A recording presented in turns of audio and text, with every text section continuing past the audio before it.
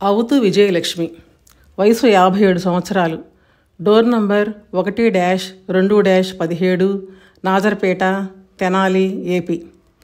27/5/2022 వారు స్వయంగా వ్రాసిచ్చిన అనుభవం. నా పేరు విజయలక్ష్మి.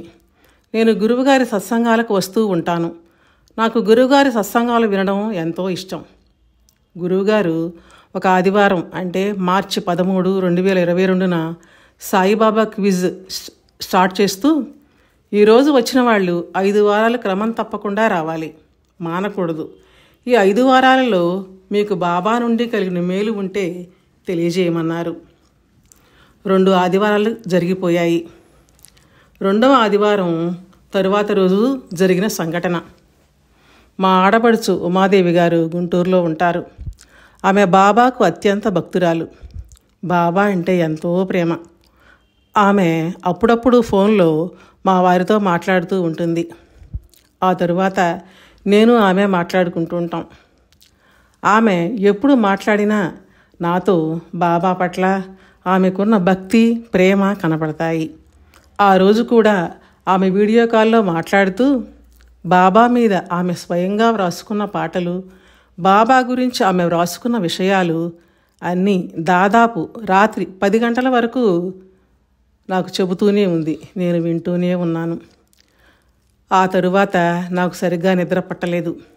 బాబాను నేను ఎందుకు అంత గాఢంగా ప్రేమించలేకపోతున్నాను? బాబా పట్ల భక్తి కూడా నాలో ఎందుకు లేదు? ఇదే ఆలోచన తీవ్రమైన దుఃఖం కలిగించింది. ఉదయం లేవటంతోనే బాబా గురువుగారి దగ్గరకు పరుగున వెళ్ళి వారి పాదాలు పట్టుకుని ఏడ్చాను. ఆ తరువాత రోజు కలలో మా చెల్లి జయ భగవాన్ శ్రీ వెంకయ్య స్వామి లీలలు అనే పుస్తకం ఇచ్చింది. ఆ వెంటనే భగవాన్ వెంకయ్య స్వామి చెయ్యి ఎత్తి ఆశీర్వదిస్తూ కనిపించారు. ఆ వెంటనే గురువుగారు కనిపించారు. అంతే, వారి పాదాలు గట్టిగా పట్టుకున్నాను. ఆ తరువాత మా వారు రావడం జరిగింది. ఆయనతో గురువుగారు, శ్రీను వెళ్ళి క్షవరం చేయించుకొచ్చుకో అన్నారు. ఎప్పుడైనా గురువుగారు కలలో కనిపించినా ఇటువంటి కల ఎప్పుడూ రాలేదు.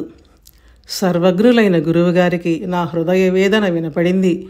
ఆశీర్వదించారు, అనుగ్రహించారు అనిపించింది. దుఃఖం తీరినట్లు అనిపించింది. అలాగే ఇది కల కాదు, వాస్తవమే అన్నదానికి నిదర్శనంగా ఏమో మా వారు 5 వారాలు చివరికి వచ్చేసరికి అనుకోకుండా తిరుమల వెళ్ళి శ్రీవారికి తలనీలాలు సమర్పించి రావడం కూడా జరిగింది. ఇదంతా గురువుగారి సత్సంగ మహిమగా నేను భావిస్తున్నాను. బాబా, గురువుగారు వేరు కాదు, గురువుగారే బాబా.